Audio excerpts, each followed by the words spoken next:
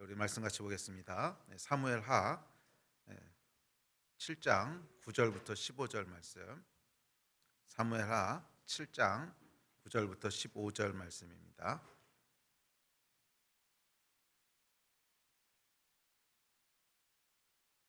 우리 다 같이 한 목소리로 9절부터 읽습니다. 시작. 내가 가는 모든 곳에서 내가 너와 함께 있어 내 모든 원수를 내 앞에서 멸하였은즉 땅에서 위대한 자들의 이름같이 내 이름을 위대하게 만들어 주리라. 내가 또 내 백성 이스라엘을 위하여 한 곳을 정하여 그를 심고 그를 거주하게 하고 다시 옮기지 못하게 하며 악한 종류로 전과 같이 그들을 해하지 못하게 하여 전에 내가 사사에게 명령하여 내 백성 이스라엘을 다스리던 때와 같지 아니하게 하고 너를 모든 원수에게서 벗어나 편히 쉬게 하리라.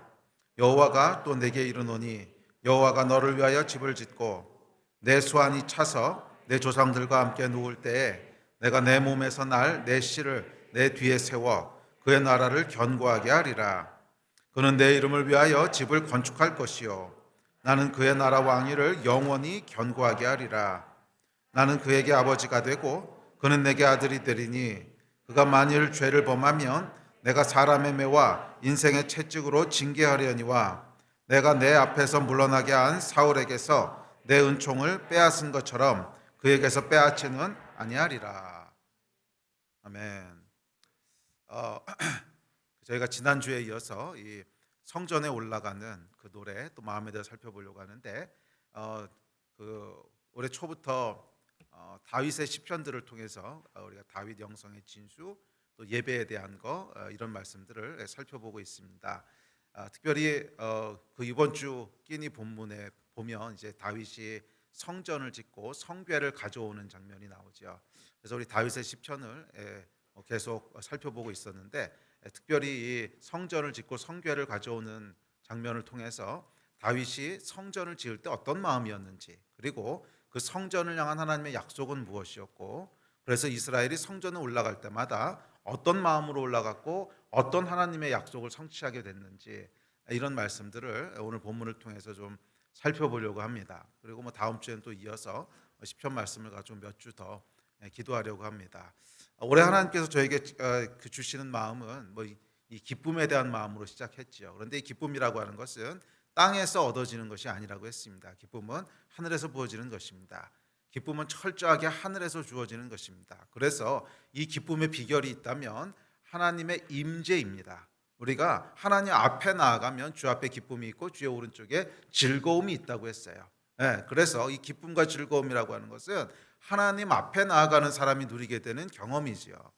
그렇기에 기쁨의 비결은 기쁨이 어디서부터 하는가를 깊게 들여다보면 하나님의 임재라고 하는 비밀이 있습니다.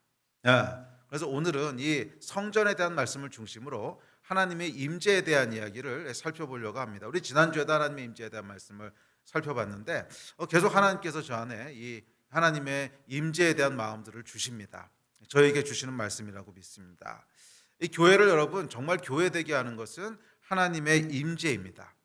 교회를 교회되게 하는 것은 하나님의 임재입니다. 하나님의 임재가 없으면 교회는 그냥 사람들의 모임일 뿐이고 세상의 다른 많은 모임이나 아무 차이가 없습니다.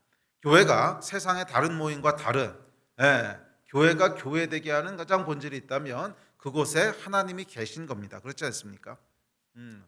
특별히 이 코로나라고 하는 시간을 지나면서 이 교회는 큰 위기와 변화를 대면하고 있습니다. 제가 만나는 목사님 100이면 100 다 똑같은 얘기를 하십니다. 이제 옛날로 돌아가기 힘들 것 같아요. 다들 그런 말씀을 하시고 또 특별히 이 코로나라고 하는 2년 동안의 그 시간을 지나면서 저희는 좋든 싫든 좋은 면이든 나쁜 면이든지 간에 하여간 과거와는 달라진 어떤 그런 변화의 시점 위에 서 있습니다. 아마 교회가 이전하고 똑같기는 굉장히 힘들 거예요. 뭔가 하여간 변화가 일어나고 있고 뭔가가 달라지고 있습니다.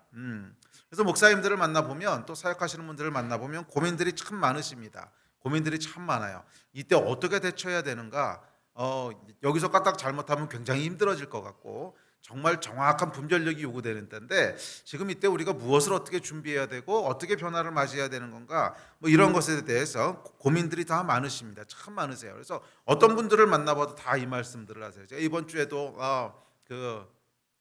장례식장 이제 한 군데를 조문할 때가 있어서 갔는데 갔더니 여러 목사님들이 와 계셔서 만났어요. 근데 만났는데 주제는 다 동일합니다. 이 코로나를 지나면서 정말 많은 변화와 어떤 위기들을 겪고 있는데 도대체 어떻게 해야 되는가 하는 것들에 대한 고민이 참 깊으세요. 어떻게 우리가 이 변화에 대한 걸 대처해야 살아남을 수 있고 어떤 시대적 변화가 요구되는지 뭐 이런 고민들을 하십니다. 그래서 어떤 분들은 뭐 교회 형태가 이제는 바뀌어야 되지 않겠습니까? 이런 말씀들도 하시고 뭐 지금처럼 이렇게 코로나가 한 번만 와도 뭐 대그룹으로 모이기 힘든 때 계속 대그룹으로 모이는 교회만을 고집하다가는 교회가 어려워지지 않겠습니까? 그래서 뭐 스몰 그룹으로 가야 되는가, 뭐 가정교회 중심으로 가야 되느냐, 뭐 아니면 비대면 예배로 가야 되느냐, 뭐 교회 뭐 보이는 교회와 보이지 않는 교회, 하여간 많은 이야기들을 하십니다. 많은 고민들을 하시고 많은 이야기들을 하십니다. 뭐 비대면 예배에 대해서도 뭐 질문들을 많이 던지시고 그러세요. 저는 이 모든 것들이 다 의미 있고 중요한 일이라고 생각을 합니다. 우리가 잘 분별력 있게 준비하고 대처해야겠죠. 중요합니다. 뭐 중요하지 않다는 건 아니에요. 참 중요한 생각들입니다. 그런데 저는 그 전에 조금 더 본질적인 질문을 던져봐야 되지 않나 하는 생각이 들어요. 조금 더 본질적인 질문. 예. 그래 이 교회를 보면 교회는 계속해서 변해왔습니다. 교회사를 보면 계속 변해왔어요. 그 시대적인 상황이 있고 시대적인 요구가 있고 또 시대적인 문화가 있기 때문에 교회는 똑같은 모습을 가지고 있지 않습니다. 이 교회의 복음의 아주 중요한 특징 중에 하나는 문화의 옷을 입는다는 것이거든요. 예. 이슬람은 그렇지 않아요. 이슬람은 그 형식과 형태를 굉장히 중요하게 여기기 때문에 문화하고 타협하지 않습니다. 그래서 그냥 7세기의 모습이 지금까지 쭉 이어지고 있죠. 그런데 복음은 그렇지 않습니다. 복음은 살아계신 하나님의 역사이기 때문에 그것은 그 시대에 맞춥니다. 그 시대의 옷을 입어요. 그래서 교회는 똑같은 모습으로 오지 않았어요. 1세기 때의 교회가 다르고 3세기 때의 교회가 다르고 10세기 때의 교회가 다르고 지금 교회가 다르고 다 다른 모습으로 왔고 또 미래에는 또 다른 모습을 가지게 될 겁니다. 그래서 교회가 어떤 모습을 가질까를 고민하는 거 참 중요한 일입니다. 그러나 지난 2000년 교회 역사 동안에 교회를 교회되게 하는 본질, 변하지 않는 것이 있잖아요. 변하는 것이 있다면 변하지 않는 것이 있죠. 그래서 어쩌면 우리가 이 변하는 것에도 물론 집중하고 이 변화되는 걸 어떻게 적응할까를 고민해야겠지만 동시에 혹시 변하지 않는 본질을 잃어버리진 않았는가 하는 것도 함께 고민해야 되지 않을까요? 변하지 않아야만 하는 교회의 본질이 있는데 그 본질을 잃어버린 것은 아닌가 하는 것을 함께 고민하지 않으면 드러나는 모습들을 아무리 잘 바꾸고 아무리 잘 적응한다고 할지라도 교회의 생명이 돌아오진 않지 않을까요? 예. 그렇다면 교회를 교회되게 하고 교회의 생명을 불어넣는 것은 뭘까요? 그것은 형식은 절대로 아닐 겁니다. 왜냐하면 교회는 지난 2000년 동안 수많은 모습의 변화를 겪어왔고 수많은 형태를 띄워왔기 때문에 만약 그런 것 중 하나가 본질이라면 바뀌면 교회는 죽었어야죠.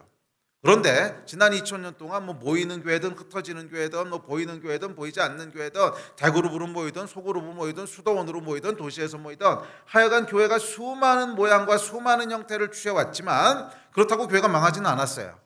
그 얘기는 그 형태는 변한다고 해서 교회가 아닌 건 아닌 거라는 거예요. 그렇다면 교회를 교회되게 하는 가장 본질적인 생명은 뭔가? 그것은 아주 심플하다고 믿습니다. 그것은 교회에는 하나님이 계신 거예요. 그게 본질이죠. 그렇지 않습니까? 복잡한 게 아니잖아요. 교회는 하나님을 만나는 것이 교회지 않습니까? 교회가 어떤 모습으로 모이든지 간에 교회가 가정에서 모이든 소그룹으로 모이든 뭐 아니면 셀로 모이든 아니면 이렇게 다 같이 모이든 뭐 아니면 지금 대면으로 예배를 드리시든 비대면으로 예배를 드리시든지 간에 하여간 그 본질은 뭐냐면 하나님이 거기 계신 거죠. 그러니까 우리가 교회로 오는 것 아닙니까?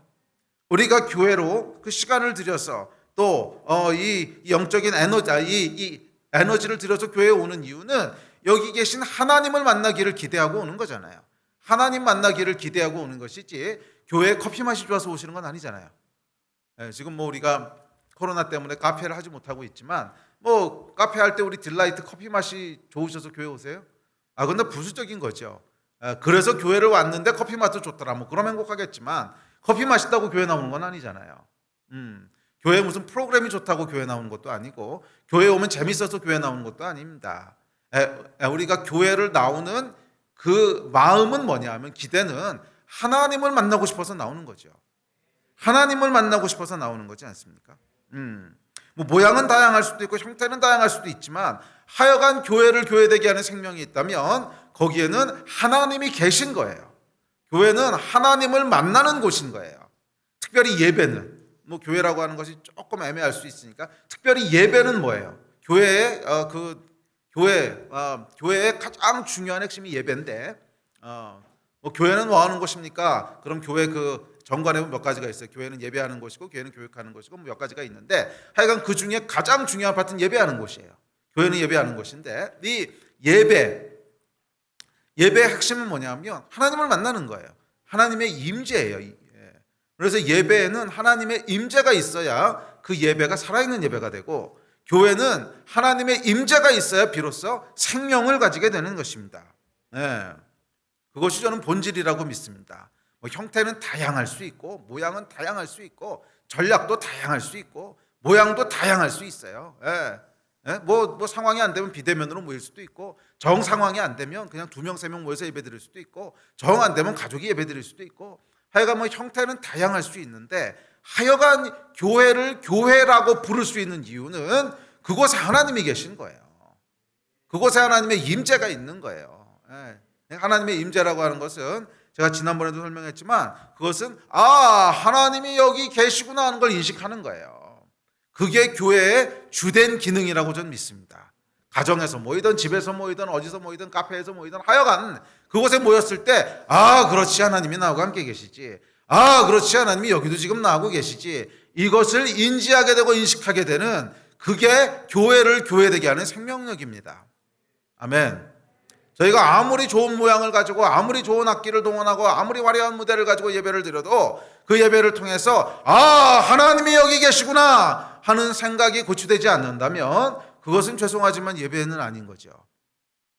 좋은 모임일 수 있고 좋은 음악일 수 있지만 예배는 아닌 거예요. 또 설교가 아무리 화려한 음정과 아무리 여러분들 마음을 울리고 아무리 여러분들이 그렇지 하는 탄성을 자아내게 해도 그 설교를 통해서 그렇지 하나님이 살아계시지, 그렇지 하나님이 나하고 함께 계시지 하는 믿음과 마음이 고취되지 않는다면 죄송하지만 그건 예배가 아닌 거죠. 그건 예배가 아니든지 아니면 실패한 예배인 거죠. 모든 예배의 초점은 하나님이 나와 함께 하신다, 하나님이 여기 계시다, 하나님이 살아계시다 하는 것을 믿게 되는 것입니다. 하나님의 임재. 이 교회는 여러분 그리스도를 머리로 한 사람들의 공동체입니다. 그리스도를 머리로 한 사람들의 공동체. 그래서 교회를 신인 공동체라 그러죠. 신과 사람이 하나의 공동체를 이루고 있는 신비한, 그것이 교회입니다. 자, 그렇게 교회는 다시 강조하지만 하나님이 머리가 되신 곳이에요. 하나님이 계신 곳이에요. 교회는 1차적으로 하나님을 만나는 곳이에요. 물론 우리가 부수적으로 뭐 교회에서 사람들과 교제하기도 하고 코이노니아를 하기도 하고 교회의 중요한 요소들입니다. 그렇지만 교회에서 하나님을 만나지 못하면 그 나머지는 다 의미가 없어지는 거예요. 그 나머지는 다 의미가 없어지는 거예요. 교회는 그곳에서 하나님을 만나는 일이 일어날 때 그 나머지 2번, 3번, 4번, 5번 기능들이 다 의미를 갖게 되는 것이지, 하나님을 만나지 못하는데 교회에서 다른 액티비티를 아무리 많이 해봐야 무슨 의미가 있겠습니까? 하나님을 만나지 못하는데 그곳에서 아무리 사이좋은 관계, 뭐 좋은 관계가 만들어진다고 한들 그게 무슨 의미가 있겠어요? 그냥 사회생활하는 거죠. 교회를 교회되게 하는 진짜 본질은 그곳에서 하나님을 대면하고 만나게 되는 거예요. 교회 나오는 순간 그렇지 하나님이 살아계시지, 이것이 교회의 본질인 줄 믿습니다. 그래서 여러분 교회는요 사실은 이 하나님의 임재만 있으면 결국 사람들이 오게 돼 있습니다. 커피가 맛이 없어도 와요. 정말 하나님을 만나는 은혜만 있으면 커피가 아무리 맛이 없어도 오고, 주차가 아무리 불편해도 오고, 시설이 아무리 낙후됐어도 오고, 그곳에서 하나님을 만나는 것이 만날 거라고 하는 기대만 있으면, 만나는 경험만 있으면 어떤 불편함이 있어도 교회에 옵니다. 제가 대학 때 한창 은혜 받고 여기저기 은혜 받으러 다닐 때 같은 한 교회가 있는데 이 교회는 정말 조그맣고요. 정말 조그맣고 정말 불편하고 의자도 없고 땅바닥에 앉아서 예배드리는 곳이고 찾아가기도 너무너무 불편하고, 하여간 모든 불편한 요소들은 다 갖추고 있는 교회인데 가보면 사람들이 바글바글했어요. 왜냐하면 그곳에 가면 그때 말로는 은혜가 있어. 은혜가 있다는 건 뭐냐면 하나님의 임재가 있는 거예요. 정말 불편해요. 가면 이렇게 쪼그리고 앉아 있어야 되고 의자가 없으니까. 쪼그리고 앉아서 뭐 2시간, 3시간씩 그 말씀 듣고 막 그러고 있으면 다리에 막 쥐나고 피도 안 통하고 이러거든요. 그런데도 사람들이 그냥 바글바글 찾아와요. 그 불편한데. 뭐 주차장 같은 건 물론 없죠. 그런데도 와요. 왜 그럴까요? 하나님의 임재가 있으니까. 하나님의 임재가 있으니까 오는 거예요. 예. 교회의 생명입니다. 교회는 하나님을 만나는 곳이고, 그래서 교회는 하나님의 임재가 있어야 됩니다. 임재라고 하는 것은 제가 다시 반복해서 말씀드리지만 하나님이 여기 계시다는 사실을 인식하는 겁니다. 신학적으로 아는 거 말고 소리가 나는 거야. 그렇지, 하나님이 여기 계시지. 이 믿음. 믿음이란 표현이 조금 애매하긴 해요. 믿음이라 그러면 이게 의지적인 믿음을 자꾸 떠올리거든요. 내가 믿어야지, 믿습니다. 뭐 그것도 믿음이긴 한데, 여기서 말하는 하나님이 여기 계시다고 하는 믿음은 그냥 인지하는 거예요. 인지하고 인식하는 거. 그렇지, 하나님이 여기 계시지. 그러니까 우리가 아까 모여서 찬양을 열심히 드렸는데, 그 찬양을 열심히 부르고 있을 때 여러분 마음 가운데 그렇지, 하나님이 이런 분이시지. 그렇지, 하나님이 살아계시지. 그렇지, 하나님이 지금 이 예배 가운데 함께 하시지. 이 마음이 드셨어요? 그것이 들었다면 그게 임재인 거예요. 근데 그 마음이 하나도 들지 않았다면 그것은 노래인 거고. 그렇죠? 예. 그래요. 하나님이 지금 여기 나와 함께 계시다라고 하는 것이, 그것을 인지하는 것이 임재입니다. 교회는, 특별히 예배에는 이것이 있어야 됩니다. 누구든지 그 예배에 나오는 자는 하나님의 임재를 느끼고 경험해야 됩니다. 그럴 때 교회가 좀 부족하고 교회가 좀 불편해도 그곳에 갈급한 영혼들이 모이게 되어 있습니다. 자, 그리고 구약에서 이 하나님의 임재를 상징하는 것이 있었는데, 그 대표적인 것이 뭐냐면 성교회예요. 교회. 하나님의 교회. 그리고 그 교회가 머물러 있던 성전. 이것이 하나님의 임재를 상징하는 대표적인 상징물들이었습니다. 그래서 구약에서 근데 이게 사실 상징이라는 말로 표현하기에는 조금 부족한 게, 단순한 상징만은 아니었어요. 그 교회가 정말 하나님의 임재를 담고 있었어요. 그러니까 그 교회가 있으면 이기고 없으면 전쟁에서 패하고 그랬잖아요. 그렇죠? 그리고 그 교회를 잘못 다루니까 아싸가 죽기도 하고, 아싸래, 우싸가. 아싸는 아웃사이더죠. 요즘 제가 아이들 말을 배우느라고 좀 심취했더니 하여간 뭐 죽기도 하고 이런단 말이에요. 이게 뭐예요? 실제로 하나님의 임재가 그곳에 그것들을 통해서 표현되는 거죠. 또 성전에 자욱한 구름이 임하고, 자, 그래서 이 성전과 성계라고 하는 것은 하나님의 임재를 나타내는 특별한 존재였습니다. 자, 그래서 오늘은 이 특별히 많은 시편을 노래했던 다윗, 그 다윗이 성전과 성궤를 옮기면서 또 짓기를 결단하면서 가졌던 마음과, 또 그 위에 하나님께서 하신 약속들을 통해서 하나님의 임재를 대하는 다윗의 마음, 그리고 하나님의 임재를 갈망하는 다윗의 갈망, 그리고 그 위에 하나님께서 어떻게 축복하셨는가, 이런 것들을 함께 살펴보려고 합니다. 한 2번 정도 걸쳐 살펴보려고 하는데, 6장 7장을 제가 살펴보려고 하는데, 사무엘 순서를 좀 바꿔서 사무엘 7장을 먼저 살펴보고요. 그리고 다음 주에 성궤를 가져오는 사무엘 6장을 살펴봅시다. 왜냐하면 7장에 보면 다윗의 마음이 훨씬 더 잘 나와 있어요. 그래서 그 마음을 먼저 보고 다윗이 어떤 마음으로 성궤를 가져왔고 왜 그 앞에서 춤을 췄는가 하는 것들은 우리 다음 주에 살펴보려고 합니다. 근데 몰라요, 다음 주에 마음이 바뀌면 또 다른 설교할지도 모르는데. 자, 먼저 1절부터 살펴봅시다. 자, 1, 2, 3절 보겠습니다. 시작. 여호와께서 주의 모든 원수를 무찌르사 왕으로 궁에 평안히 살게 하신 때에 왕이 선지자 나단에게 이르되, 볼지어다 나는 백향목 궁에 살거늘 하나님의 궤는 휘장 가운데 있도다. 나단이 왕께 아뢰되, 여호와께서 왕과 함께 계시니 마음에 있는 모든 것을 행하소서 하니라. 이 다윗이 성전에 대한 마음을 받습니다. 하나님의 궤가 구약에서 의미하는 바는 명확하지, 앞서 말씀드렸지만 하나님의 임재입니다. 하나님의 궤는 하나님이 지금 나와 함께 계시다고 하는 의미입니다. 단순한 상징을 넘어서 아까 얘기했듯이 그곳에는 실제로 하나님의 임재가 있었어요. 궤가 있으면 전쟁에서 이기고 궤를 잘못 다루면 죽고. 자, 그래서 이것이 이제 신약으로 넘어오면 성령님에 대한 이야기입니다.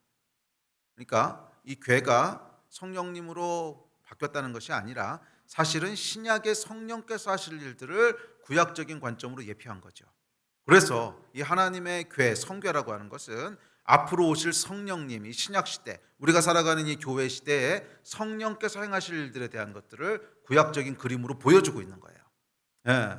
그래서 이 다윗이 이야기하는 것은 사실은 우리와 함께 하신 하나님, 그 성령님의 임재에 대한 것을 이 성궤 그리고 성전이라는 것을 통해서 그 마음을 표현하고 있습니다. 자, 어찌되었든지 간에 다윗이 성전에 대한 마음을 받습니다. 성전에 대한 마음을 받는데, 그리고 이 다윗의 마음에 대해서 하나님께서 이렇게 얘기하세요. 5절 6절입니다. 시작. 가서 내 종 다윗에게 말하기를 여호와께서 이와 같이 말씀하시되 내가 나를 위하여 내가 살 집을 건축하겠느냐. 내가 이스라엘 자손을 애굽에서 인도하여 내던 날부터 오늘까지 집에 살지 아니하고 장막과 성막 안에서 다녔나니. 하나님 뭐라 그러시냐면 이전까지는 내가 장막과 성막에서 거하셨다는 거예요. 그런데 이제 살 집을 다윗이 만들겠다고 하는 거라는 거예요. 자, 그렇다면 여러분, 성막 또는 장막과 성전의 차이가 뭘까요? 사실 성궤가 있는 곳이고 똑같이 하나님의 임재를 상징하는 곳이고 똑같은 제사가 드려지는 곳이었습니다. 기능적으로는 큰 차이가 없어요. 그런데 성막과 성전의 차이가 뭔 것 같으세요? 임시적이냐 항구적이냐 하는 거예요. 그러니까 성막과 장막이라고 하는 것은 뭐냐면 그냥 필요하면 쳤다가 필요 없으면 거둘 수 있는 거죠.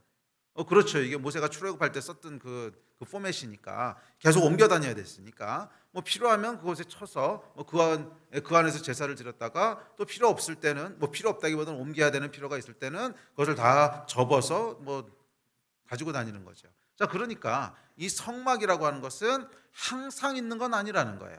있었다 없었다 하는 거죠.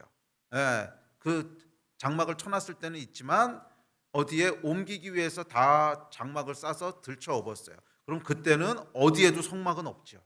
어디에도 성막은 없어요.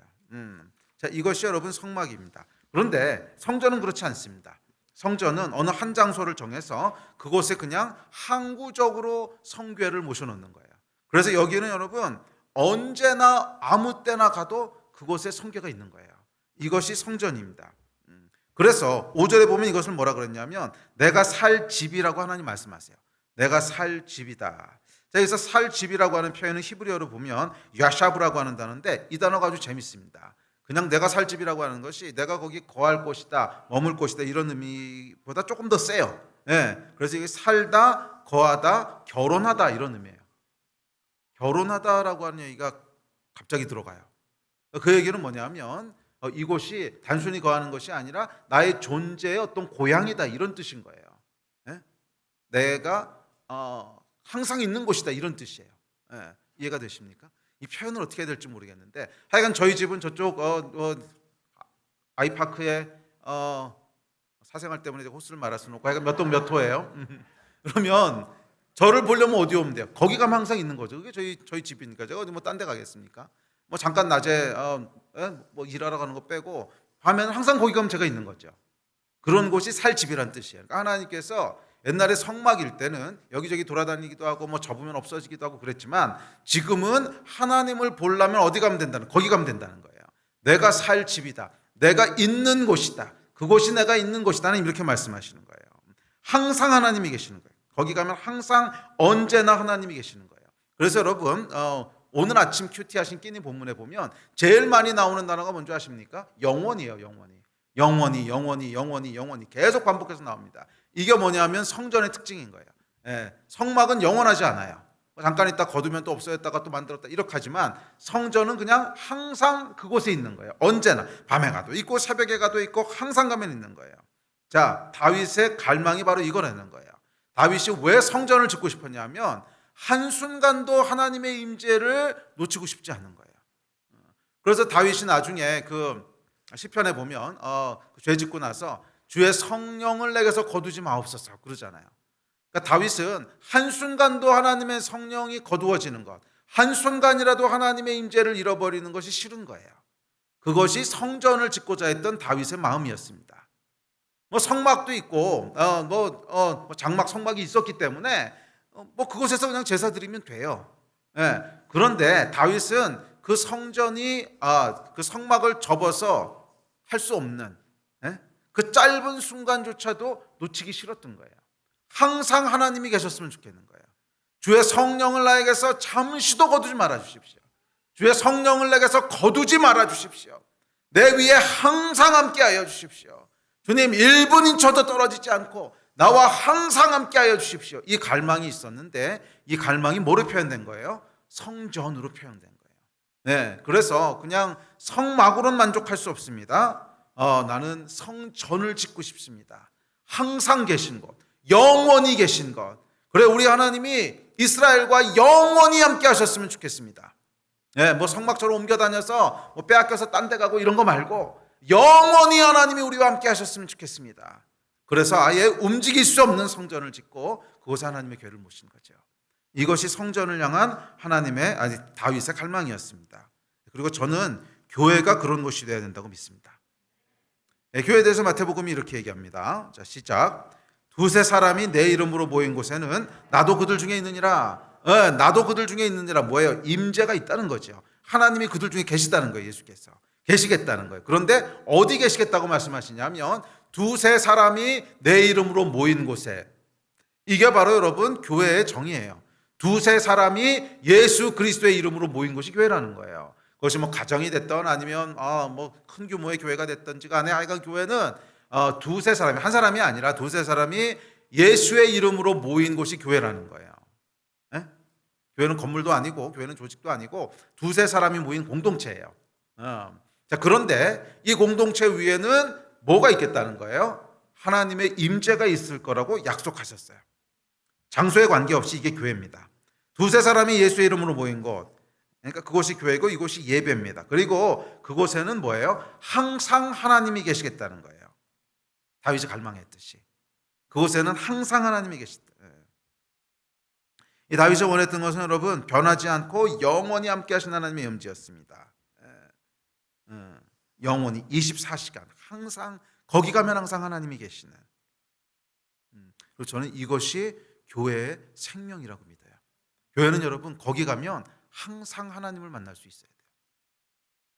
사실 오늘 우리가 이 땅의 교회가 어려움을 겪고 있고 위기를 겪고 있다면 그것은 어떤 조직의 문제, 형태의 문제이기 이전에 뭐 그런 것도 어느 정도 영향을 미치겠지만 보다 본질적인 문제는 이거 아닐까요?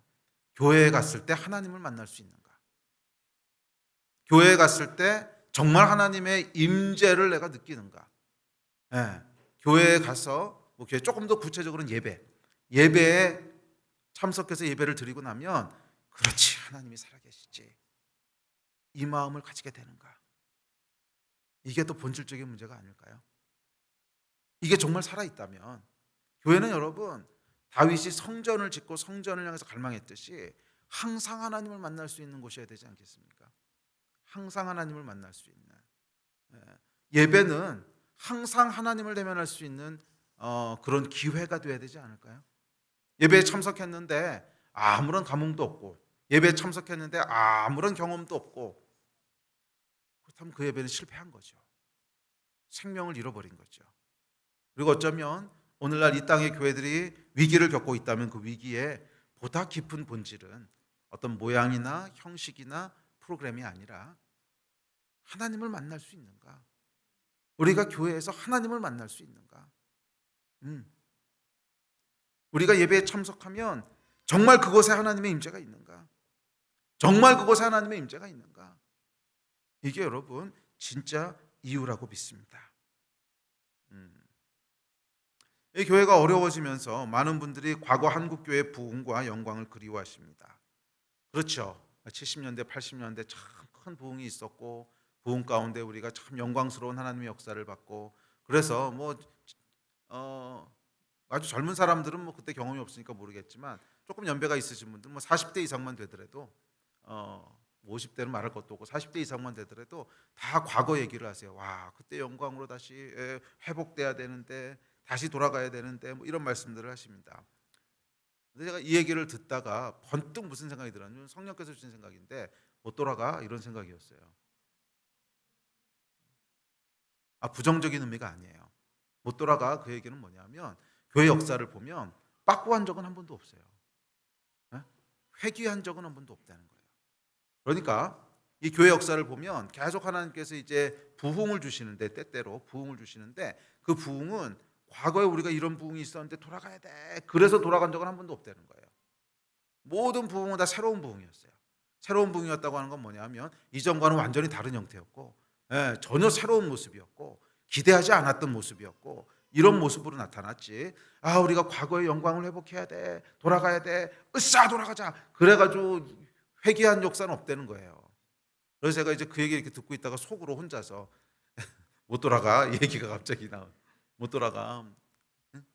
그 생각이 갑자기 든 거예요.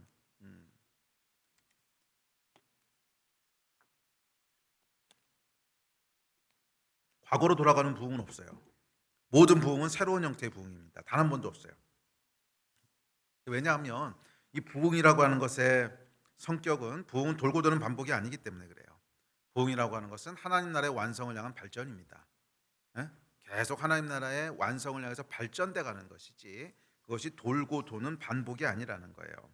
무의미한 반복이 아닙니다. 그렇기에 과거의 영광을 재현하는, 회귀하는 부흥이란 건 없어요. 항상 부흥은 새로운 형태로 다가옵니다. 그리고 그 새로움은 정말 새로움이에요.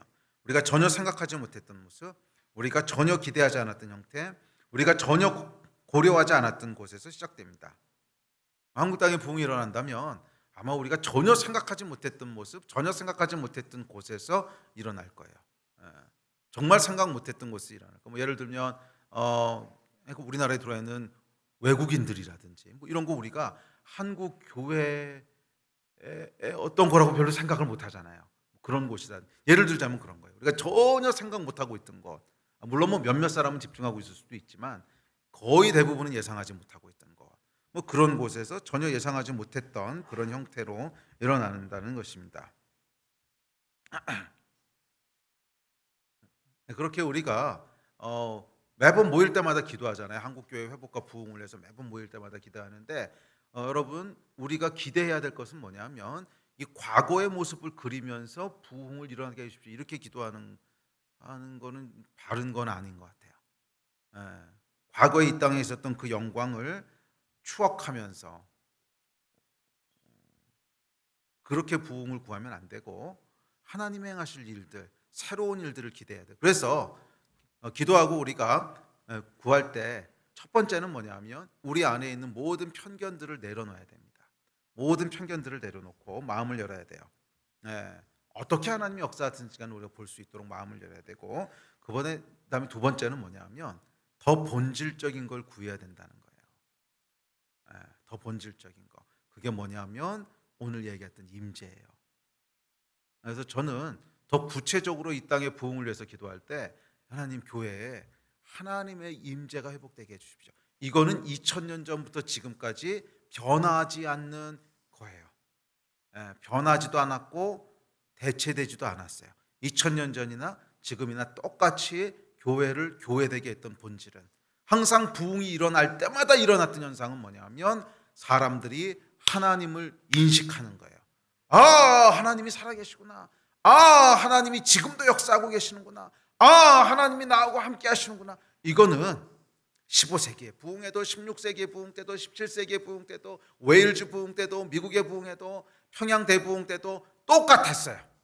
하나님이 지금 여기 계시구나 하는 것을 인식하는 이 하나님의 임재가 회복될 때 부흥이 일어났어요. 그래서 우리가 정말 간절히 이 땅의 교회들을 위해서 기도할 때 이 본질을 놓고 기도했으면 좋겠어요. 다윗의 마음이 회복되게 해주십시오. 그것은 예배가 회복되는 것인데, 이 예배의 회복이라고 하는 것은 뭐냐면 그곳에 하나님이 계시다라고 하는 임재가 회복되는 것인 줄 믿습니다. 그래서 사람들이 교회를 나오고 예배를 나오는 이유가 커피가 맛있거나 좋은 사람들을 만나거나 그런 것이 아니라 그곳에서 하나님을 만나기 때문에, 그곳에 가면 하나님이 계시기 때문입니다. 이런 고백이 나올 때 그것이 하나님의 부흥의 시작인 줄 믿습니다. 아멘. 그 일을 위해서 기도합시다. 자, 오늘 말씀을 조금 더 살펴봅시다. 자, 그럼 9절부터는 그렇다면 그 임재가 있을 때 하나님이 어떤 일을 행하실 건가 하는 약속에 대한 말씀들을 하십니다. 한 6, 7가지를 약속하시는데 우리 한번 살펴봅시다. 시간 되는 만큼 살펴보고 안 되면 다음 주에 살펴보고. 자, 먼저 7절입니다. 자, 7절 시작. 내가 가는 모든 곳에서 내가 너와 함께 있어 내 모든 원수를 내 앞에서 멸하였은즉. 자, 첫 번째 약속은 뭐냐면 내가 가는 모든 곳에서 하나님 우리와 함께 하시겠다는 거예요. 자, 성전을 지었는데 그래서 그곳에서 하나님을 만났는데 그 결과는 성전에서만 하나님이 함께 하시는 것이 아니라 모든 곳에서 우리와 함께 하신다는 것입니다. 이게 예배의 능력이고 성전의 파워예요. 우리가 예배에서 이 하나님의 임재를 대면하게 됐을 때 결국 뭐가 일어나냐면 모든 곳에서 하나님이 나와 함께 하시는 걸 경험하게 된다는 거예요.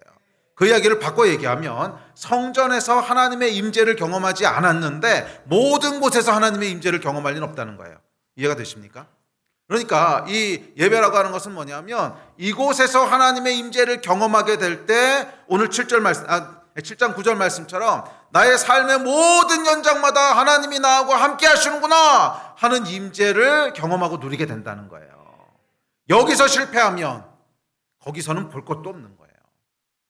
여기서도 하나님의 임재를 경험 못하는데 하나님의 성전이 성궤가 있고 실질적인 하나님의 역사가 움직이고 있는 성전에서도 하나님을 인식하지 못하는데 모든 곳에서 어떻게 하나님을 인식하겠어요? 상식적으로는 말이 안 되죠. 구약시대도 성전이라고 하는 것은 모든 하나님의 임재를 상징하는 가장 강력한 곳인데 거기서도 하나님의 임재를 경험하지 못하는데 다른 곳에서 무슨 하나님의 임재를 경험하겠어요? 말도 안 되는 얘기죠. 우리도 마찬가지입니다. 예배에서 하나님의 임재를 경험하지 못하는데 흩어져서 모든 곳에서 하나님의 임재를 경험한다? 말이 안 되는 얘기입니다. 그래서 여러분 결국 우리 크리스찬의 승리하는 삶의 비결은 뭐냐면 예배입니다. 강력한 예배가 있어야 돼요. 강력한 예배. 많은 분들이 흩어지는 교회에 대한 얘기들을 하십니다. 교회가 세상 속으로 들어가서 세상에서 영향력을 미쳐야 되고 세상의 빛과 소금 역할을 해야 되고 또 하나님의 영광을 나타내야 되고 그렇다는 거예요. 그런데 자꾸 오늘날 교회가 끌어모으려고만 하니까 세상에 들어갈 시간도 없고 세상에 들어갈 능력도 잃어버리고 그래서 오늘날 교회의 위기는 자꾸 중앙으로 끌어모으려고 하는 것이 위기다. 교회는 계속 흩어지는 걸 지향해야 되고 계속 교회로 모이는 것, 교회 중심이 아니라 세상 속으로 들어가야 된다. 이걸 주장하는 분들이 있으세요. 꽤 많으세요. 꽤. 그래서 한 일가를 이루고 계신데 저는 거기에 대해서는 동의할 수가 없습니다. 반은 동의하고 반은 동의 못해요. 반 동의한다는 게 뭐냐면 세상 속으로 들어가야 된다는 데 100% 동의합니다. 세상이 우리가 싸워야 될 영적 싸움의 현장이고 거기서 우리가 빛과 소금의 역할을 해야 된다. 100%, 200% 동의합니다. 그런데 거기서 어떻게 하나님의 임재를 누리고 어떻게 승리할 건가? 모이지 않는데 모여서 예배 드릴 때 그곳에 임하신 하나님의 영광을 경험하지 않는데 모든 곳에도 어떻게 싸울 거예요? 모여서 가장 강력하게 예배할 때도 하나님의 임재가 누려지지 않는데 모든 곳에서 어떻게 하나님의 임재를 누릴 것이고 모든 곳에서 어떻게 승리할 거냐는 거예요. 그래서 여러분 이 모이기를 포기해버리면 결국 어떻게 되는지 아십니까? 흩어져서 들어가긴 들어가겠지만 거기서 다 그냥 휩쓸려 가버릴 거예요. 전 여러 번 경험했어요. 실제로 제 사역 가운데서도 여러 번 봤어요. 취지는 다 좋은 말이었어요. 우리가 세상에 들어가서 승리하고 빛과 소금의 역할을 하고 거기서 하나님의 영광을 나타내자. 그리고 그 안으로 들어갔는데 결국 시간이 1년, 2년, 5년, 10년 지나고 나니까 다 휩쓸려가 버렸어요. 살아남은 사람이 없어요. 왜 그럴까요? 성경에 약속한 대로 그대로예요. 모이기를 패하지 말라 그랬거든요. 모이기를 패하지 말라 그랬거든요. 이 예배의 핵심은 뭐냐면 우리가 모여서 하나님의 임재를 대면하는 거예요. 이 강력한 예배의 경험이 없는데 어떻게 삶의 현장에서 승리할 힘을 얻을 수 있겠어요? 그런데 두 번째 뭐라 그러셨어요? 내가 너와 함께 있어 내 모든 원수를 내 앞에서 멸하였은즉. 즉 모든 싸움에서 승리하게 하신다는 거예요. 모든 싸움에서 승리하게 하신다고 했는데 그 비밀이 뭐예요? 다윗이 성전을 향한 열정으로 하나님 앞에 성전을 구했을 때 그 후에 주어진 약속이에요. 내가 모든 것에서 너와 함께 할 것이고 너는 성전에서 나의 임재를 구했지만 결국엔 내가 모든 것에서 너와 함께 할 것이고 모든 것에서 너를 승리하게 할 거야. 이게 여러분 영적인 비결입니다. 저와 여러분은 세상에서 승리하는 자들이 돼야 됩니다. 우리는 모여서 그냥 우리만 좇아하고 있는 것, 그게 크리스천의 올바른 모습은 절대로 아닙니다. 우리는 세상 구석구석에서 정말 하나님의 사람답게 주의 영광을 드러내고 빛으로 소금으로 그렇게 살아야 됩니다. 그러나 그 힘이 어디서 나오는 거예요? 성전에서 나오는 거예요. 그 힘은 성전에서 나오는 거예요. 그 힘은 성전에서 나오는 거예요. 하나님의 임재를 경험할 때. 물론 이렇게 모이지 않아도 되시는 분들이 있어요. 없다는 건 아니에요. 그렇지, 뭐 선교사님들 같은 경우에 거기 모일 수도 없지, 뭐 혼자서도 하시잖아요. 근데 그거는 처음부터 할 수 있는 게 아니고 정말 오랜 세월 하나님과 동행하면서 사실은 영성이 어느 정도 경지에 올라간 거죠. 그러면 사실은 가능해요. 불가능한 건 아니지만 거기까지는 어떻게 올라가냐는 거예요. 거기까지 올라가기 위해서는 하여간 강력한 하나님의 임재를 경험하면서 거기까지 가야 되는 거잖아요. 그래서 성경은 모이기를 절대 패하지 말라고 했어요. 이 말씀을 여러분 잊지 마세요. 어떤 시대, 어떤 환경이 되더라도 교회를 교회되게 하는 것은 하나님의 임재입니다. 꼭 많은 사람이 모이지 않아도 돼요. 뭐 3명이 모여도 5명이 모여도 되고, 하여간 우리가 모였을 때 예수께서 약속하셨어요. 내가 너희들 가운데 있을 거야. 이 약속이 이루어지는 것을 경험해야 돼요. 2명이 됐든 5명이 됐든 10명이 됐든 모였을 때 그곳에 예수께서 약속하셨던 내가 너희 가운데 함께 할 거야.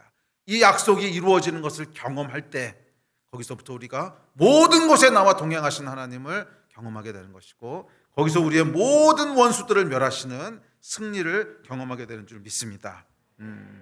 그래서 여러분, 지금 우리에게 정말로 필요한 것은 어떤 모양이나 어떤 형태나 뭐 그런 것들에 대한 고민 이전에 하나님의 임재가 교회마다 회복되는 것이라고 믿습니다. 예배마다 회복되는 모든 예배, 주님 이 땅의 모든 예배 가운데 하나님의 임재가 회복되게 하여 주십시오. 주의 임재가 회복되게 하여 주셔서 그곳에서 우리가 강력한 하나님의 임재를 경험하고, 결국 우리의, 그러니까 이 세상의 빛과 소금이 된다고 하는 것은 무슨 뜻이냐면 이 경험한 하나님의 임재를 우리가 모든 것으로 실어 나를 수 있느냐 하는 싸움인 거예요. 그러니까 그곳에서 우리가 우리 힘과 우리의 지혜로 싸우는 것이 아니라 우리가 이곳에서 경험했던 그 하나님이 지금 여기 계시구나 하는 이 감각을 내 삶의 모든 현상 가운데로 끌고 갈 수 있느냐는 싸움인 거예요. 그래서 내가 주중에 학교에 가든지 아니면 직장에 가서 일할 때도 그렇지, 예배 때 하나님이 함께 하셨던 그것처럼 지금도 나하고 함께 계시지 하는 이 임재를 끌고 갈 수 있느냐. 그래서 내가 직장에서 일할 때도 상사 앞에서, 사람 앞에서 일하는 것이 아니라 하나님이 나와 함께 하시다고 하는 그 감각 가운데 일할 수 있느냐. 이게 결국 영적 싸움의 핵심이거든요. 우리는 하나님 앞에서 살아가는 사람들이기 때문에 결국 이 싸움에서 실패하면 그 나머지는 다 패배하는 거예요. 이곳에서 경험한 하나님의 임재를 모든 곳까지, 나의 삶의 모든 현장, 뭐 직장과 가정과 학교로 다 끌어갈 수 있느냐, 실어 나를 수 있느냐 하는 이것이 우리의 실제적인 싸움인 줄 믿습니다. 그래서 여러분, 뭐 집에서 예배드리시던 아니면 지금 인터넷으로 예배드리시던 우리 안에는 하나님을 만날 거에 대한 기대가 있어야 됩니다. 하나님의 임재에 대한 기대가 있어야 됩니다. 다윗이 했던 그 기대가 있어야 됩니다. 아멘. 성전을 향한 열망들이 있어야 돼요.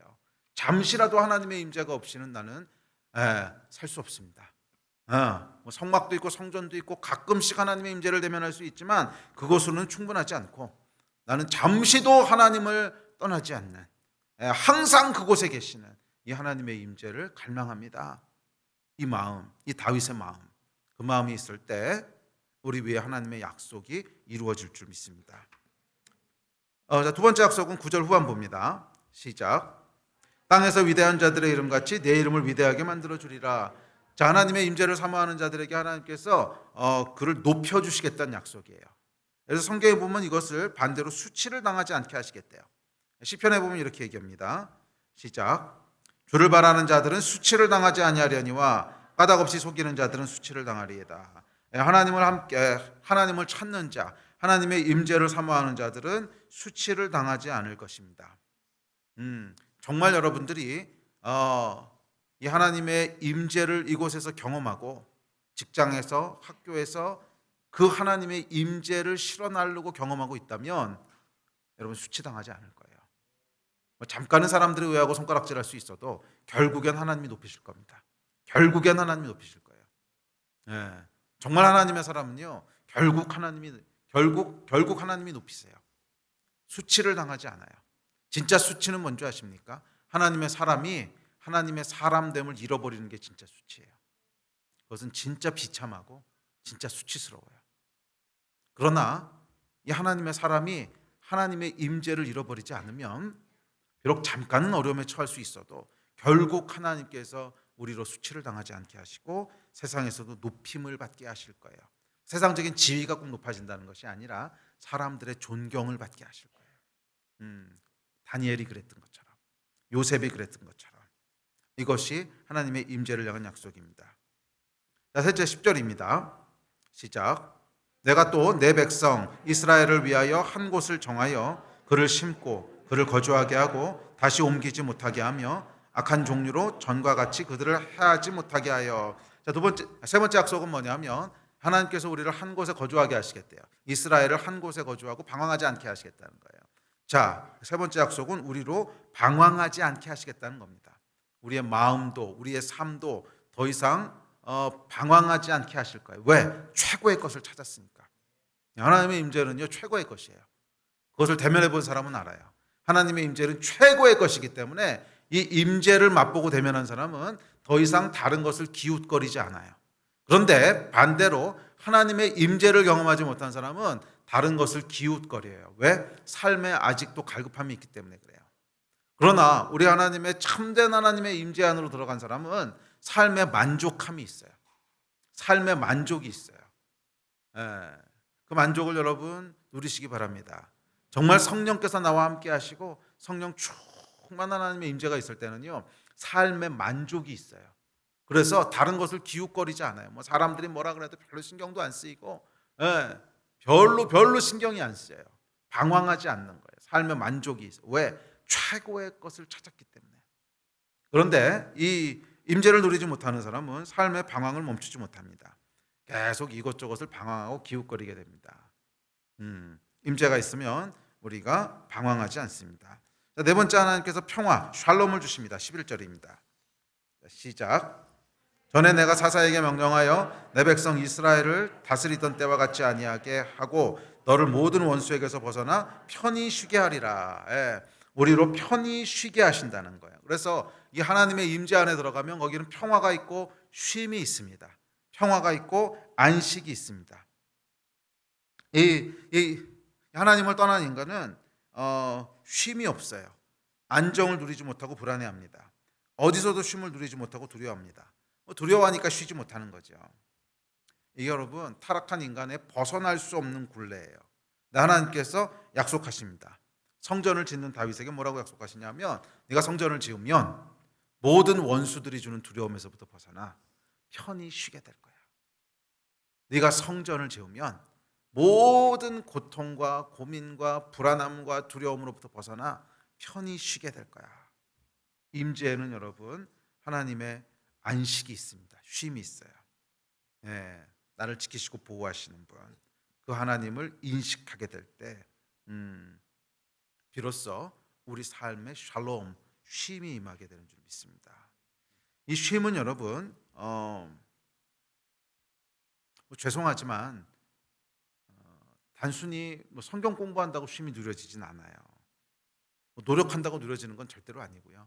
노력하면 할수록 더 불안해질 겁니다. 노력하면 할수록 더 불안해질 거예요. 쉼이 있으세요? 여러분 어떠신지 모르겠지만 저는 태어나기를 담즙질로 태어난 데다가 두 번째 속성이 우울질이에요. 그래가지고서 정말 꼼꼼한 완벽주의자입니다. 정말 꼼꼼한 완벽주의자라서 뭐 하나라도 이렇게 삐끗하면 굉장히 불안해하는 사람이라서 저는 정말 예수 만나기 전까지는 이렇게 쉰다는 걸 잘 몰랐던 것 같아요. 성품적으로도 그랬던 것 같아요. 네. 계속 뭔가를 하고 있어야지 안 불안하고 하고 있어도 불안해. 이거 안 되면 어떡하지? 이런 불안이 계속 제한해. 근데 여러분도 아마 그러시지 않을까 싶어요. 그런데 이 불안이 정말 어디로부터 쉼으로 바뀌었냐면 하나님의 은혜로 바뀌었어요. 주의 임재 안에 있잖아요. 그럼 불안이 없어요. 그렇지 하나님이 하시지. 그렇지 하나님이 하시지. 마음에 쉼이 있어요. 정말로 쉼이 있어요. 자, 그래서 아까도 말씀드렸지만 단순히 성경 공부한다고 쉼이 누려지진 않아요. 성경 공부 중요하죠. 단순히 말씀 듣는다고 쉼이 누려지진 않아요. 말씀 중요하죠. 그러나 그 성경 공부가 됐든 말씀이 됐든지 간에 그것이 하나님이 지금 나와 함께 하셔 하는 인식으로 이어지지 않으면 쉼은 오지 않아요. 말씀이 됐든 성경 공부가 됐든 찬양이 됐든 기도가 됐든지 간에 하여간 이 모든 것은 그렇지 하나님이 지금 나와 여기 함께 하시지 하는 인식으로 이어질 때만 쉼으로 연결돼요. 이게 안 되면 쉼은 오지 않아요. 아무리 지식이 아무리 성경에 대한 지식이 많아지고 뭐 신학 박사학위를 해도 거기서 쉼은 오지 않아요. 쉼은 하나님의 임재 안에만 있습니다. 자, 다음 12절 13절입니다. 시작. 내 수완이 차서 내 조상들과 함께 놓을 때에 내가 내 몸에서 날 내 씨를 내 뒤에 세워 그의 나라를 견고하게 하리라. 그는 내 이름을 위하여 집을 건축할 것이요 나는 그의 나라 왕위를 영원히 견고하게 하리라. 할렐루야. 다윗의 자손들이 굳건히 설 거라는 거예요. 다음 세대에 대한 약속이죠. 네, 다음 세대에 대한 약속이에요.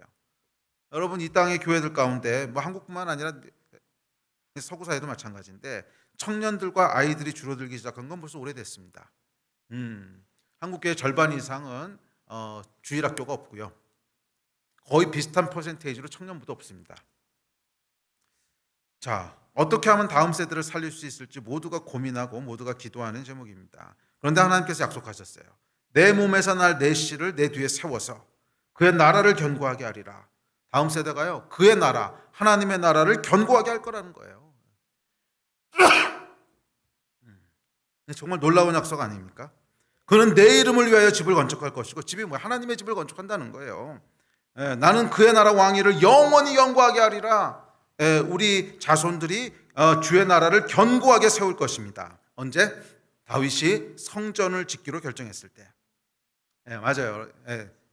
저는 다음 세대의 핵심도 뭐냐면 역시 하나님의 임재라고 믿습니다. 왜냐하면 하나님이 이렇게 약속하셨으니까. 저는 이것이 다음 세대 위기에 대한 해답이라고 믿습니다. 우리가 여러분 다음 세대에게 줄 수 있는 최고의 선물이 있다면 하나님의 임재가 아닐까요? 최고의 선물이 있다면 우리 아이들은 여러분 다음 세대는 종교에는 반응하지 않습니다. 율법에는 반응하지 않아요. 율법에는 알레르기 반응을 보입니다. 왜요? 왜 그렇게 해야 돼요? 분명히 이렇게 물어볼 거예요. 도무지 이해할 수가 없어. 왜 그렇게 해야 되는지 도무지 이해할 수가 없어. 반응 안 해요. 여러분, 사실 우리 부모 세대는요, 조금 나이 드신 분들은 어찌됐든지 간에 하나님에 대한 경험이 있습니다. 젊었을 때 경험했던 하나님에 대한 경험들이 있어요. 뭐 그러니까 아직까지 교회 나와서 이렇게 하시잖아요. 응? 뭐 그러니까 하나님을 믿고 그러니까 신앙생활을 하죠. 그런데 이제 문제는 뭐냐면 우리가 젊었을 때 하나님을 경험했던 뜨거운 경험이 있었어요. 그런데 시간이 지나면서 어떻게 되냐면 이 경험이 점점 과거의 것이 되어갑니다. 이게 매일매일 신선하게 하나님을 만나야 되는데 그게 이제 교회의 역할이거든요. 언제든지 24시간 항상 영원히 하나님을 만나는 곳이 되어야 되는데 이 경험이 채워지지 않으니까 한때는 하나님을 만났어요. 한때는 뜨겁게 하나님을 만났고 정말 좋았어요. 그런데 1년, 5년, 10년 지나면서 교회를 가도 하나님을 만나는 경험이 안 일어나요. 그건 뭐 그 사람 책임일 수도 있고 교회 책임일 수도 있죠. 하여간 누구 책임이든지 간에 하여간 교회를 가도 하나님을 만나는 경험이 안 일어나요. 자, 그렇게 5년, 10년 지나면 어떻게 될까요? 받았던 은혜가 있기 때문에 교회를 차마 떠나지는 못해요. 적어도 내 안에 지식적으로는 하나님이 살아계시다고 하는 거 확실히 알거든. 그러니까 차마 하나님을 떠나진 않습니다.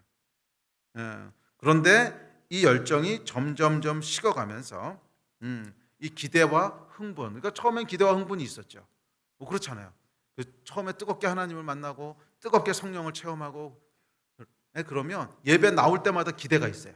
예배 나올 때마다 와, 오늘은 도대체 어떻게 하나님을 만날까? 오늘은 어떤 예배가 드려질까? 오늘은 교회에서 내가 어떻게 하나님을 경험할까? 이 기대가 있고 막 흥분이 있고 그래가지고서 예배 시간 30분 전 1시간 전부터 와가지고 막 자리 차지하려고 그러고 이런단 말이에요. 그런데 이게 한 1년, 5년 인카운터 하는 거 없이 하나님의 임재를 경험하는 것 없이 계속 진행되다 보면 익숙함으로 바뀌고요. 그 익숙함이 더 시간이 지나면 지루함으로 바뀌어요. 물론 한 번도 하나님을 경험한 사람이 없는 경우, 한 번도 하나님을 경험한 적이 없는 경우는 뭐 또 좀 다른 얘기입니다. 근데 하여간 하나님을 경험했는데, 뭐 시간이 지나면서 익숙함으로 그리고 지루해집니다. 아, 목사님 설교는 왜 이렇게 길어? 이 얘기가 어느 순간부터 나오기 시작해요. 제가 이 얘기 못하게 하려고 미리 선수 치는 건 아닙니다. 아, 목사님 설교는 왜 이렇게 길어? 아, 맨날 왜 똑같은 얘기야? 근데 여러분도 좀 이해를 해주셔야 돼요. 이제 목사가 제가 22년째 지금 그럼 1년에 설교를요 55주 산술적으로 계산하면 금요일 주일하면 100편씩 하는데 2200편을 했어요. 뭐 새로운 게 나올 게 있겠습니까? 그잖아요. 2200편을 했는데 거기서 또 뭐 새로운 게 나올 게 있겠어요. 그래서 여러분, 교회는 목사 설교 들으러 나오는 곳은 아니에요. 똑같은 설교를 해도, 정말 아주 똑같은 설교를 해도 하나님의 임재가 있으면 그 안에 은혜가 있더라고요. 정말이에요. 결국 제 잘못을 쉴드 치려고 그러는 건 아닙니다. 그래도 우리가 기대하는 것은 뭐냐면 하나님의 임재지, 새로운 어떤 지식을 배우려고 하는 건 아니잖아요. 그런데 어느 순간부터 그렇게 맨날 똑같은 말씀이야. 그러는 사이 하나님의 임재는 다 잃어버립니다. 자, 여기서 이제 문제가 뭐냐면 자녀들이에요. 부모들은 그래도 하여간 교회는 나와요. 그런데 자녀들은 그 지점부터 보기 시작하는 거예요. 청년 때 부모가 받았던 은혜 내가 알게 뭐야? 내가 보기 시작하는 건 어디부터냐면, 아, 예배가 왜 이렇게 길어? 아, 우리 목사님 왜 이래? 요 지점부터 아이들은 듣고 보기 시작하는 거라고요. 이 아이들이 교회를 나오겠습니까? 이 아이들이 교회를 나오겠냐고요. 실제로 여러분, 설문조사 했던 것이 있어요. 이 교회에서 쭉 자란 아이들이 대학을 가게 되면 이제 교회를 안 나오는 아이들이 많잖아요. 교회를 안 나오는 아이들한테 이유를 물어봤어요. 이거 실제 설문조사한 내용인데 그 내용 중에 충격적이게도 가장 큰 이유가 뭐였냐면 우리 부모님들을 이해를 못하겠다는 거였어요. 집에 오면 그렇게 교회 욕을 하는데 왜 교회를 다니는지. 이게 실제 설문조사 결과였어요. 집에 오면 교회 욕을 그렇게 하는데 뭐 박집사가 이런 박장로 그 장로 이게 문제고. 근데 장로 얘기만 하나 목사님 흉도 많이 보죠. 뭐 대놓고 욕은 못해도 목사님이 말이야 설교가 맨날 너무 길고 우리 목사님 설교 너무 지루하고 목사님이 이거 뭐 자기 마음대로 하셔가지고서 뭐 독재적이고 어쩌고. 물론 뭐 틀린 얘기는 아닐 수 있어요. 그래도 아이들이 보기에는 뭐가 보이냐면 근데 왜 계속 교회를 다니시지? 이렇게 보이는 거예요. 근데 왜 교회를 다니시지? 교회를 다니는 이유는 뭐예요? 우리 부모들은 그래도 젊었을 때 하나님의 임재를 경험했던 그 은혜가 있었기 때문에 그나마 그 힘을 가지고 교회를 다니는데 아이들은 그것도 없거든요. 그런데 계속 부모가 교회에 대해서 부정적인 얘기를 하고 욕을 해요. 그러면 이 아이들은 무슨 생각이 들까요? 저거 왜 다니지? 이런 생각밖에 안 드는 거예요.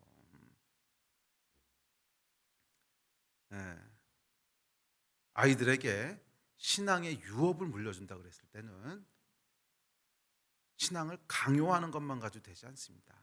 물론 어렸을 때는 우리가 어느 정도 강제하는 것도 있어야 돼요. 왜냐하면 스스로 컨트롤이 안 되니까. 하지만 그것만 가지고는 안 돼요. 가장 중요한 게 뭐냐면 아이들에게 엄마 아빠가 믿는 하나님이 매력적으로 보이는 거예요. 엄마 아빠가 믿는 하나님이 매력적으로 보이는 거예요. 난 뭔지 잘 모르겠지만 우리 엄마 아빠는 참 정말 예배드리고 오면 좋아하시네. 저게 뭔지 모르겠지만 참 저 안에서 기쁨도 누리고 행복함도 누리고 그러시네. 뭔지 참 모르겠지만 교회를 정말 사랑하시네. 이거를 보게 되면 아이들 살아납니다. 이게 하나님의 약속이잖아요. 다윗이 성전을 향한 열정을 주 앞에 보였을 때 그 자녀와 후손들을 향해서 약속하시잖아요. 네? 내 몸에서 난 날 씨, 너의 후손들을 통하여 주의 나라가 굳게 설 거라고. 그러므로 여러분, 우리가 우리 다음 세대에게 줄 수 있는 가장 큰 선물이 있다면 그것은 우리 스스로가 하나님의 임재를 누리는 겁니다. 우리 스스로가 하나님의 임재를 누리는 것입니다. 우리 안에 강력한 예배가 회복되는 겁니다. 강력한 예배가. 그럴 때 우리 아이들이 주 앞으로 돌아오게 될 줄 믿습니다. 아멘. 우리 같이 좀 기도합시다. 자, 마지막 14절에 보면 이렇게 얘기합니다. 시작. 나는 그에게 아버지가 되고 그는 내게 아들이 되리니. 하나님의 임재로 들어갈 때 이 하나님과의 친밀한 관계가 다시 회복된다는 것입니다. 그렇죠. 우리에게 아버지가 계시고 나를 지키시는 분이 계시고 나를 붙잡는 분이 계시고 나를 이기게 하는 분이 계시고 이 하나님이 계시다고 하는 것을 알게 되는 거예요. 친밀한 하나님과의 관계 가운데로 들어가게 됩니다. 다윗이 변하지 않는 하나님의 임재를 구했을 때 이 모든 복을 하나님께서 그에게 약속하셨습니다. 저는 2022년 한 해가 이 복이 이루어진 한 해가 됐으면 좋겠어요. 2022년 한 해가 저와 여러분의 삶 가운데 예배가 세워진 해가 됐으면 좋겠어요. 거기에 우리 소망이 있습니다. 우리 교회에 2022년 한 해가 예배가 세워진 해가 됐으면 좋겠어요. 그래서 뭐 좀 불편하고 좀 어려워도 사실 예배 드리는 거 좀 불편하잖아요. 지금 뭐 감사하게 하나님 땅도 주고 그러셨지만 아마 이 코로나 끝나고 나면 위기는 위기입니다. 이 사람들이 다 어떻게 여기서 예배를 드릴지 좀 고민은 고민이에요. 숨이 안 쉬어질 것 같기도 하고 주차는 어떻게 할 건지. 요즘도 새로 오신 분들 중에 오셔서 이 주위를 맴도시다 주차 못하고 가신 분들이 심심치 않게 나오시거든요. 주차도 불편하고 커피가 얼마나 맛있을지도 장담 못하겠고 요즘 커피 맛들이 다 고급져지셔서 저기 페이버 커피 맛을 어떻게 따라가겠어요.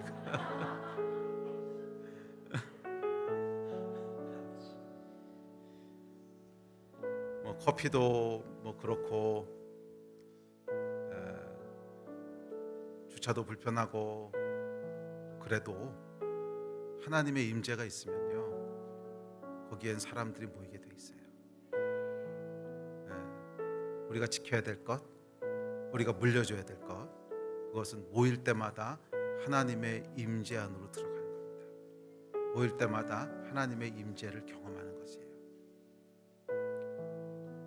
그런 한 해가 되기를 주의 이름으로 축복합니다. 자리에서 일어나서 좀 기도합시다.